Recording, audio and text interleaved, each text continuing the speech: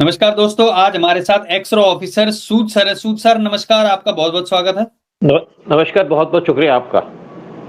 सूद sir, Trump की जीत के बाद अब मोदी पर भी निशाने लगने लगे हैं और बोला जाने लगा है कि जैसे भारत में अन्याय हुआ था, वैसे ही अमेरिका में भी अन्याय हुआ है। एक मणिशंकर अय्यर का बयान आया है और मणिशंकर अय्यर ने पाकिस्तान में जाके क्या कहा था, उसके बारे में भी हम आपसे पूछना चाहेंगे कि वो क्यों कहा था, किस लिए कहा था? पहले एक छोटा-सा बयान है, वो यहाँ पे हम दर्शकों को सुना देते हैं, उसके बाद आगे बढ़ते हैं। चरित्र के आदमी जिनको कि अमेरिका की कोर्ट्स ने ही फेलन बताया है और जिसके इतिहास में लिखा है कि वो वैश्यों के पास जाता है और उनको पैसे देता है मुंह बंद करने के लिए, कि ऐसे जलील आदमी को दुनिया का सबसे बड़ा प्रेसिडेंट चुनकर निकाला है। तो ये मणिशंकर अय्यर जो कह रहे हैं जलील आदमी ट्रंप के बारे में, और इन्होंने मदद भी मांगी थी, एक छोटा सा वो सुना देते हैं। पाकिस्तान में जाके इन्होंने क्या कहा था। फिर किसी ने सवाल आपसे उठाया कि आखिर मोदी साहब जिस लाइन को लेकर चलते हैं पॉलिटिक्स में, वो बिकती है, वो सेल होती है, उसकी एक पॉपुलैरिटी है, तो मोदी साहब अपने कोई कमजोर नहीं हो रहे इस वजह। और आपसे बातचीत करें जैसा कि डॉक्टर मनमोहन सिंह ने किया, और कि आपके यहां यही चीज हो कि जब की बातचीत होनी है तो आप आगे बढ़िए, करवाइए, जैसा कि परवेज मुशर्रफ साहब कर रहे थे। हमारे सामने एक मिसाल है कि जब की प्रेसिडेंट मुशर्रफ जो फौज के आदमी थे और हमारे डॉक्टर मनमोहन सिंह थे, तब 3 साल जारी रही हमारी आपसी बातचीत। मणिशंकर साहब, अब जो जिस जगह पे आके खड़े हो गए हैं, स्टक हो गए हैं, अब इसमें से निकलने का क्या तरीका होगा? हमें ले आइए, इनको हटाइए। अच्छा, तो इनको तो आप ही हटा सकते नहीं है। तो इनको तो हमें ले आइए, इनको हटाइए। अच्छा, सूद सर, ये पाकिस्तान जाके कह रहे हैं कि मोदी को हटाइए। पहले तो इन्होंने कहा था एक बिल्कुल 10 सेकंड की और एक वीडियो, ताकि लोगों को कंटेक्स्ट समझ में आ जाए, फिर उसके बाद हम चर्चा करेंगे। वायदा करता हूं कि इस 21वीं सदी में नरेंद्र मोदी कभी भी देश के प्रधानमंत्री नहीं बनेंगे। लेकिन यहां आकर चाय का वितरण करना चाहते हैं तो हम उनके लिए कुछ जगह बना रखते हैं। तो पहले इन्होंने कहा कि वो प्रधानमंत्री बन ही नहीं सकते। जब वो बन गए तो फिर इन्होंने कहा कि उसको हटवाने में मदद करिए, आईएसआई से वहां पे मदद मांग रहे थे। और उसके बाद अब जो ये ट्रंप बने हैं उसको भी गालियां बक रहे हैं। तो मणिशंकर अय्यर, ये इनका चरित्र है या कांग्रेस का ही पूरा चरित्र ऐसा है? देखिए, सबसे पहले तो मैं कहूंगा, जो डोनाल्ड ट्रंप की जीत हुई है उससे हमारे देश में ऐसा लगता है कि दोबारा से दिवाली आ गई है। हमारा देश मजबूत होगा। लोग कई दिवाली भी मना रहे हैं। हमने भी कल यहाँ बाहर में जाकर डिनर किया था सेलिब्रेट करने के लिए कि ट्रंप आ गए, क्योंकि ट्रंप आने से हमारा देश मजबूत होता है, मोदी मजबूत होता है। और यूएस के अंदर अगर ट्रंप आए हैं तो इसके आने से इंडिया में तो मजबूती आएगी, क्योंकि इंडिया को जिस तरीके से टारगेट किया जा रहा था सीआईए के द्वारा और कमला हैरिस की गवर्नमेंट या जो बाइडेन की गवर्नमेंट के द्वारा, अब वो खत्म हो गया, खत्म होने वाला। और ये फ्रस्ट्रेशन है कांग्रेस की, जो मणिशंकर अय्यर कह रहे हैं। Manishankar Iyer IFS, Indian foreign service के ऑफिसर थे, इस टाइम पे कांग्रेस में है, लेफ्ट लीनिंग है, यानी कि ये कम्युनिस्ट है। और कम्युनिस्टों को तो बहुत ज्यादा प्रॉब्लम हो रही है। और डोनाल्ड ट्रंप कम्युनिस्टों के बहुत खिलाफ है। और जो कांग्रेस की नीतियां है वो लेफ्टिस्ट नीतियां हैं, यानी कि लेफ्ट की तरफ झुके हुए हैं। और जो हिंदू है वो टारगेट कर रहे हैं उनको। वैसे भी ट्रंप ने कहा था कि मैं आऊंगा तो हिंदुओं को सेवा करूंगा, उनको बचाऊंगा, उनके लिए काम करूंगा। तो ये जो लोग हैं, ये मणिशंकर अय्यर है, ये किसी भी तरीके से नेशनलिस्ट आदमी नहीं है। वैसे देखा जाए तो नेशनलिस्ट कौन लगता है आपको कांग्रेस के अंदर? और जिस तरीके से इन्होंने अपनी फ्रस्ट्रेशन दी है, एक प्रेसिडेंट इलेक्ट हो के आया अमेरिका का, आपको क्या मतलब, आपकी क्या ड्यूटी बनती है कि आप उसको गालियां दे? उसको उसका करेक्टर नहीं है। पहले अपना करेक्टर देखो। सबसे खराब करेक्टर का आदमी वो होता है जो दूसरे देश या दुश्मन देश के अंदर जाकर के कहता है कि हमारी गवर्नमेंट को हटाओ या जो इलेक्टेड गवर्नमेंट उसको हटाओ। ये गए थे पाकिस्तान के अंदर 2018 में, 2019 में यहाँ पे इलेक्शन होने थे और टीवी में बैठे थे, डिबेट हो रही थी, बातचीत कर रहे थे, और वहां जाकर के उन्होंने कहा कि आप मोदी को हटाइए। वो कहा जी हम कैसे हटा सकते हैं, हटाएंगे तो आप, कहता नहीं आप हमारी मदद कीजिए। यानी कि वहां पे जाकर के आईएसआई से मदद मांग रहे थे कि मोदी को हटाओ। मोदी फिर भी आ गए। आईएसआई की इतनी औकात नहीं है कि किसी प्राइम मिनिस्टर को चेंज कर पाए। जो आदमी का अपना करैक्टर नहीं है, जिस आदमी की अपनी कोई वक़्त नहीं है, जिस आदमी की औकात नहीं है, वो ट्रंप को गाली देता है। फिर कहता है कि मोदी यहाँ पे आएंगे नहीं, मैं कसम खाता हूं, मैं फलाना करता हूं, फलाना खाता हूं। आ गए अब ये कहते हैं मनमोहन सिंह, जब मनमोहन सिंह प्राइम मिनिस्टर थे 2004 में बने प्राइम मिनिस्टर, 2005 में वो गए सियाचिन के अंदर, और सियाचिन में गए, उसके बाद 2006 में उन्होंने कहा आर्मी को कि अपनी फोर्सेस को हटा लो सियाचिन से, क्योंकि मैं पाकिस्तान को सियाचिन देना चाहता हूं। सियाचिन एक, अच्छा, पाकिस्तान को सियाचिन देने वाले थे प्रधानमंत्री मनमोहन सिंह, क्योंकि वो तो मतलब पीछे से सोनिया गांधी काम कर रही थी ना। जो मर्जी कर रही हो, प्राइम मिनिस्टर तो वही था, और बेसिकली मनीशंकर अय्यर भी तो इनका चमचा है सोनिया गांधी का। सोनिया गांधी कंट्रोल करते हैं सारा, क्योंकि ये पाकिस्तान, क्योंकि इनका क्या है कि देश को बेच दो। आप देखो सियाचिन भी तो उन्होंने चाइना को दे दिया, तो सियाचिन देने वाले थे। लेकिन सियाचिन में क्या है कि वहां पे बहुत मिनिमम टेम्परेचर होती है 45 डिग्री की, -45 डिग्री की, और इंडिया ने सियाचिन पे कब्जा किया था शायद 1984 के अंदर, और हमारे बहुत से सोल्जर अपनी जान दी थी। तो जब आर्मी के चीफ को कहा तो उन्होंने मना कर दिया कि हम सियाचिन कैसे दे सकते हैं, उन पे प्रेशर डाला गया। तो यहाँ पे कुछ मीडिया में बात आ गई जिसकी वजह से मनमोहन सिंह को अपने स्टेप वापस लेने पड़े। लेकिन दूसरी बात है कि सियाचिन की क्या इंपॉर्टेंस है। जब अक्साई चाइना के पास गया था तो उस टाइम पे जब क्वेश्चन उठा यहाँ पे कि आपने तो अक्साई दे दिया, उसको ले लो, तो जवाहरलाल नेहरू ने उस टाइम पे पार्लियामेंट के अंदर खड़े होकर कहा था कि वहां तो घास भी नहीं उगती, यानी कि गंजा आदमी की कोई औकात नहीं है। यही बात है ना कि आपके जिसके सिर पे बाल नहीं उसकी भी कोई औकात नहीं है। लेकिन सियाचिन चला जाता तो और इंडिया को नुकसान होता। फिर इन्होंने 2012 में पार्लियामेंट के अंदर, हमारे डिफेंस मिनिस्टर थे उस टाइम पे, उन्होंने स्टेटमेंट दी कि हम बहुत बड़ा एग्रीमेंट करने वाले हैं, जिसकी विषय ये बात करते हैं पाकिस्तान से हमने बात की, वो बात थी कि हम पाकिस्तान को देना चाहते हैं सियाचिन, और इसके ऊपर फिर उन्होंने आर्मी चीफ से कहा कि सियाचिन दे दो। जब आर्मी चीफ हटक गए तो उन्होंने कहा जी नहीं, आपको देना पड़ेगा। तो ये उन्होंने डिफेंस मिनिस्ट्री के ऑफिसर से कहा आर्मी चीफ को कि आप पब्लिक जाइए, और कुछ लोग पब्लिक चले गए, स्टेटमेंट देनी शुरू कर दी, तो ये घबरा गए। लेकिन दूसरी बात है, सियाचिन देने में इनको क्या मतलब था, उनका था कि हम सियाचिन दे देंगे तो पाकिस्तान टेररिज्म खत्म कर देगा। लड़ नहीं सकते थे, पीठ दिखा के भागना चाहते थे। सियाचिन क्या है कि सियाचिन पे हमने जैसे कब्जा किया था 1984 में, एक बड़ा ऑपरेशन था जो रॉ ने किया था, और आर्मी ने पूरा कंट्रोल कर लिया था सियाचिन पे, जो मेन हाइट्स थी। सियाचिन की इंपॉर्टेंस है कि सियाचिन से जैसे इस टाइम पे सीपीसी पास होती है, चाइना पाकिस्तान इकोनॉमिक कॉरिडोर, उस पर पूरी नजर रखी जा सकती है क्योंकि उसी एरिया में लोकेटेड है। और अगर सियाचिन चला जाता पाकिस्तान के पास, तो एक नुब्रा रिवर जो वहां से निकलती है, क्योंकि बर्फ का पहाड़ है वहां पे, पूरी बर्फ है, तो वो निकलती है, वो लेह लद्दाख को फीड करती है, पानी आता वहां पे।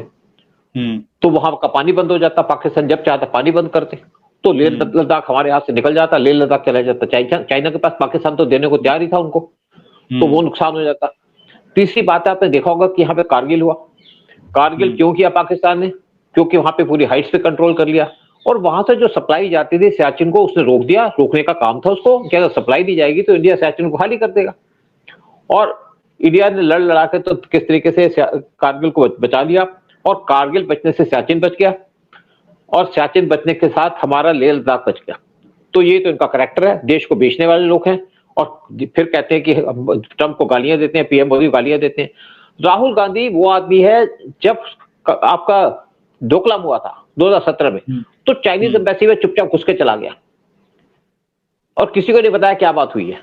फिर इससे पहले 2008 में राहुल गांधी गए थे चाइना के अंदर, चाइना जाकर के एक एग्रीमेंट साइन किया उन्होंने, साथ में सोनिया गांधी खड़ी, माता जी साथ में थी, साथ में कुछ और कांग्रेसी थे इनके साथ, और वहां पे उनके चाइनीज के कुछ लोग थे, उनकी पार्टी के लोग थे, और उस टाइम पे जी जिनपिंग साथ खड़े थे, पीछे पूरी फोटो है। जी जिनपिंग उस टाइम पे वाइस प्रेसिडेंट थे चाइना के, एग्रीमेंट साइन किया, लेकिन किसी को नहीं बताया, क्योंकि वो एग्रीमेंट को इंडिया लेके नहीं आया, वो इन्होंने बाहर रख दिया। तो ये तो इनका करैक्टर है।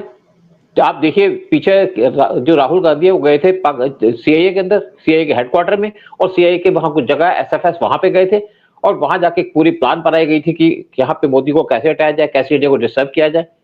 लेकिन टचवुड डोनाल्ड ट्रंप आ गए, तो सारी की सारी जो इनकी प्लान थी धराशायी रह गई। तो ये तो इनका करैक्टर है। चाहे मनीशंकर अय्यर की बात कीजिएगा, अगर आप अपने दुश्मन से मिलकर देश के खिलाफ कॉन्स्पिरेसी करते हैं तो क्या होता है, कौन है आप? देशद्रोह का काम है। अगर आप सीएए से मदद मांगते हैं, पाकिस्तान से मदद मांगते हैं, तो देशद्रोही है। और ट्रंप जीत के आए हैं एक इलेक्शन के थ्रू, डेमोक्रेसी के इलेक्शन जो हुआ है, और पीएम मोदी भी डेमोक्रेटिकली जीत के आए, उनको हटाने की बात करते हैं। अच्छा सूद सर, ये तो आपने बताया कि मणिशंकर अय्यर ये पाकिस्तान जाके कहता है आईएसआई की मदद के लिए। राहुल गांधी भी तो ऐसे ही बयान देते हैं कि जो दूसरी कंट्रीज हैं, बड़ी बड़ी कंट्रीज, उनको हस्तक्षेप करना चाहिए और भारत में डेमोक्रेसी खत्म हो रही है, उनको हस्तक्षेप करना चाहिए। बार बार वही चीज बोलते हैं। तो मैं वही तो कह रहा हूँ ना, आपसे वही क्वेश्चन पूछ रहा हूँ कि डीएनए में है ये तो, चाहे कोई वो खानदानी लोग हों ये कांग्रेस के या फिर ये लोग हों। देखिए, मैं सोचता हूं कि जो राहुल गांधी कहते हैं बिल्कुल ठीक कहते हैं। आप सोचिए ना, राहुल गांधी तो एक बड़ी फैमिली में पैदा हुए, यानी कि युवराज हैं राहुल गांधी। और अगर किंग मर जाता तो युवराज को ही सत्ता मिलनी चाहिए। अगर इनके पिताजी की डेथ हो गई तो इनको गद्दी मिलनी चाहिए। वो गद्दी मिली नहीं, इनको लगता है कि यहाँ पे युवराज है देश के और इनको गद्दी अपने आप सौंप देनी चाहिए। तो वही डेमोक्रेसी है। हर एक का अलग अलग इंटरप्रिटेशन है डेमोक्रेसी की। तो राहुल गांधी की यही है कि मैं युवराज हूं, मुझे गद्दी मिलनी चाहिए। मोदी कहां से आ गया? चाय पीने की वजह से बात की है मणिशंकर अय्यर ने कि वो चाय वाले आदमी थे। तो डेमोक्रेसी की अलग अलग परिभाषा है। हम क्या आम लोग या पूरा वर्ल्ड डेमोक्रेसी को इस तरीके से मानते हैं कि वहां पे इलेक्शन हो, जीते वो आ जाए पावर के अंदर। लेकिन राहुल गांधी कहता है भाई डेमोक्रेसी तो वो है जहां पे युवराज को गद्दी मिलनी चाहिए। मैं युवराज हूं, मुझे गद्दी मिलनी चाहिए। आप देखिए ना, कई बार पीएम मोदी ने भी उसको युवराज कहा है। तो इनका जो करैक्टर है इसी टाइप का है। ये देश में जो अपने तरीके से गवर्नमेंट चलाना चाहते हैं। यहाँ पे फेक करेंसी चल रही थी देश में, तो कौन चला रहा था? कांग्रेस चला रही थी। और इसको रोकने के लिए मोदी ने डिमोनेटाइजेशन किया था। लेकिन मोदी ने कोई क्वेश्चन नहीं उठाया इसके ऊपर, क्योंकि बड़े प्रॉपर तरीके से था कि क्यों उठाएंगे तो यहाँ पे और शोर बच जाएगा किसी और तरीके से। तो बात कर रहे हैं ना सर, ये डिमोनेटाइजेशन के ऊपर राहुल गांधी ने ट्वीट किया और बोला है कि कैश का जो सर्कुलेशन है वो ज्यादा बढ़ गया है पिछले 8 सालों में। उसने वो स्क्रीनशॉट नहीं शेयर किया जिसमें डिजिटल पेमेंट हमारी चाइना से भी ऊपर चली गई है, वो शेयर नहीं किया उसने। देखो, जो आप अगर मैं जैसे रहा हूं लंदन में या फॉरेन कंट्रीज में रहा हूं, तो वहां पे ना बहुत से एक्सपर्ट्स होते हैं। हमारे एम्बेसी के अंदर भी एक्सपर्ट होते हैं। तो जब लंदन में थे तो वहां पे बात हो रही थी कि इनकी इकोनॉमी क्यों बढ़ती है, ये क्यों, जो डेवलप कंट्री है कैसे काम करती हैं। जो डेवलप कंट्री है वो अपने पैसा बैंक में नहीं रखती, वो पैसे की सर्कुलेशन करती है। अगर आपके पैसे की सर्कुलेशन है तो आपकी इकोनॉमी बेहतर चल रही है। अगर आपका पैसा रुक जाता है, जैसे अपना पैसा बैंक में रख दो, तो आपकी इकोनॉमी बढ़ेगी नहीं। आप अगर शर्ट पहनते हो, नई शर्ट लेते हो, तो उसको लोग बनाने वालों को भी तो मेहनत लगती है, उनको भी तो इनकम मिलती है। अगर आप कोई घूमने जाते हो, जैसे फॉरेन के अंदर क्या है, 2 तरीके से उनकी इकोनॉमी चलती है। एक जो वो अपने आइटम बेचते हैं, डिफेंस आइटम्स। दूसरा वहां टूरिज्म। जब टूरिज्म चलता है तो वहां पे लोगों को इनकम होती है, क्योंकि लोग जाते हैं, पैसा खर्चते हैं, पैसे की सर्कुलेशन होती है। तो वेस्टर्न जो इकोनॉमीज चलती है इसी बेस पे काम करती थी कि पैसे की सर्कुलेशन करो और इकोनॉमी बढ़ेगी। तो अगर राहुल गांधी कहते हैं, इसका मतलब कि उनकी नॉलेज जो है अकाउंट्स के बारे में या इकोनॉमी के बारे में बहुत पुअर है। पैसे की सर्कुलेशन तो अच्छी चीज है। देखिए, आज अगर हमारा पैसा घूम रहा है तभी तो हम डेवलप हो रहे हैं। इंडिया के अंदर टूरिज्म 2% होता था, आज हमारे अंदर टूरिज्म 5 टाइम ज्यादा बढ़ चुका है। और देखिए फॉरेन के अंदर लोग क्या करते हैं, फॉरेन के अंदर जब टूरिज्म पे जाते हैं, या तो वहां पे बड़े पुराने महल हैं, वहां पे उन्होंने म्यूजियम बना रखे हैं, वहां पे विजिट करते हैं, या वो जाते हैं बीचेस पे। और हमारे यहाँ पे क्या है, हमारे यहाँ ज्यादातर लोग पहाड़ों पे जाते हैं, कुछ लोग समुद्र में भी चले जाते हैं।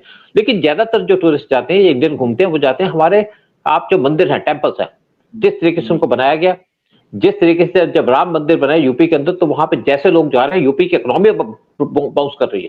इसी तरीके से मध्य प्रदेश की भी इकोनॉमी बूम कर रही है, क्योंकि वहां पे टूरिज्म बढ़ गया, क्योंकि मंदिर बन गए बड़े बड़े। इसी तरीके से आप लोग देखिए सोम टेम्पल जाते हैं, गुजरात के अंदर टूरिज्म बढ़ गया है। जैसे गुजरात के अंदर आपके सरदार वल्लभ भाई पटेल की जो मूर्ति खड़ी की गई, साथ में वहां पे आसपास डेवलपमेंट की गई, होटल बनाए गए, वहां लोगों की दुकानें खोली गई, वहां पे लोग टूरिज्म के लिए जाते हैं, तो इससे वहां की इकोनॉमी बढ़ती है, वहां के लोगों की इनकम बढ़ती है। तो पैसे की सर्कुलेशन से तो वहां पे आपकी इकोनॉमी बढ़ती है। लेकिन राहुल गांधी उल्टी बात करते हैं, वो सोचते हैं कि यहाँ पे आलू से जैसे हमने सोना उगाना, उसी तरीके से बात करते हैं कि लोगों को समझ तो है नहीं, वो यही सोचते हैं। लेकिन लोग समझदार हैं, जानते हैं सारा कुछ। लेकिन आज जो डोनाल्ड ट्रंप आ गया, इससे पूरी कांग्रेस हिल चुकी है। क्योंकि डोनाल्ड ट्रंप किसको हेट करते हैं? पहले तो कहते हैं मैं हिंदुओं को प्यार करता हूं, इंडिया को प्यार करता हूं, और हेट करते हैं कम्युनिस्टों को। और यही सोच है मणिशंकर अय्यर की। इसीलिए मणिशंकर जो कम्युनिस्ट है, उन्होंने डोनाल्ड ट्रंप के बारे में नीच बातें कहती। नीच आदमी नीच बात करेगा, जो अच्छा आदमी होगा अच्छी बात करेगा। आप देखते हैं क्या हमारे कुछ संत हैं, कितनी अच्छी अच्छी बातें करते हैं। आप बाबा बागेश्वर को देख लीजिएगा, कैसी बातें करते हैं। पीएम मोदी को देख लीजिए, क्या कभी पीएम मोदी ने किसी को गालियां दी हैं? राहुल गांधी गालियां देता है, कभी किसी को चोर कहता है, कभी किसी को चौकीदार कहता है, बदतमीज आदमी है। तो बेसिकली क्या है कि कल्चर कांग्रेस का उसी टाइप का हो चुका है, गालियां देनी, बदतमीजी करनी, और इसीलिए वो आज इलेक्शन नहीं जीत रहे। और इनकी जो फ्रस्ट्रेशन है बिल्कुल जायज है, मैं बिल्कुल सपोर्ट करता हूं कांग्रेस को कि जो फ्रस्ट्रेशन है उनकी वो इसलिए कि उनको गद्दी नहीं मिल रही, पावर नहीं मिल रही। और अगर आज पावर मिल जाए, मनीशंकर अय्यर जैसे बाद में मिनिस्टर बन जाएगा, तो ये पाकिस्तान को सैचिन दे देगा, पाकिस्तान को कश्मीर भी दे देगा। इनके बाप का क्या जाता है? बाप का तो हमारे जाता है, जिन्होंने इस देश के लिए काम किया है या जो इस देश के बारे में अच्छा सोचते हैं। नुकसान तो उनको होगा, जिनको इस देश से मतलब नहीं, उनको कोई फर्क नहीं पड़ता। लेकिन आज ट्रंप आ गए हैं तो हिंदुस्तान मजबूत हो रहा है। जिनको रोना रोते रहे, देश हमारा मजबूत है, हम भी खुश हैं। मैं लोगों से कहूंगा दिवाली बनाओ, दोबारा दिवाली आ गई क्योंकि ट्रंप आ गया। और जो बाइडन या कमला हैरिस या ओबामा जो इंडिया को टारगेट कर रहे थे, वो आज अंधेरे कमरे में बैठे हैं, सोच पे बैठे हैं कि जो हमने इतना काम किया था इंडिया को तोड़ने का, वो हमारा काम रुक गया और हम बर्बाद हो गए और इंडिया बच गया। लेकिन आज इंडिया बच रहा है तो हम खुश हैं, और जिनको प्रॉब्लम है तो होती रहे। हम मतलब कुल मिला के जो भी लोग ये बयान दे रहे हैं, जिस तरीके के भी बयान, ये इनकी फ्रस्ट्रेशन को दिखाता है। पहले फ्रस्ट्रेशन ये कि मोदी को चाहते थे हटाना, मोदी हटानी। 99 सीट जो कांग्रेस की आई उसमें भी इतने खुश हो रहे थे जैसे इनकी 499 सीटें आ गई हैं। उसके बाद हरियाणा में भी जो इनको बहुत बुरा झटका लगा है, उससे भी उबर नहीं पाए हैं। और अभी तक ये सोच ही रहे थे थोड़ा थोड़ा उबरने का, ये ट्रंप के आने के बाद ये बिल्कुल ही गर्त में चले गए हैं। और अभी आई थिंक महाराष्ट्र झारखंड का जब रिजल्ट आएगा तो और इनकी चीजें साफ हो जाएंगी। कांग्रेस मुक्त का जो नारा मोदी जी ने दिया था, आई थिंक वो होता हुआ नजर आ रहा है। बस इनको थोड़ा सा बूम किया गया था कर्नाटक में जिता के, ताकि ये लोग सोचे कि उम्मीद बाकी है। बट बहुत बहुत धन्यवाद सूद सर आने के लिए, सारी जानकारी शेयर करने के लिए। सब लोगों से निवेदन है वीडियो को शेयर करें और कमेंट सेक्शन में अपने विचार जरूर रखें। जय हिंद, जय भारत, जय श्री राम। जय श्री राम, तेरा भारत महान, जय श्री राम।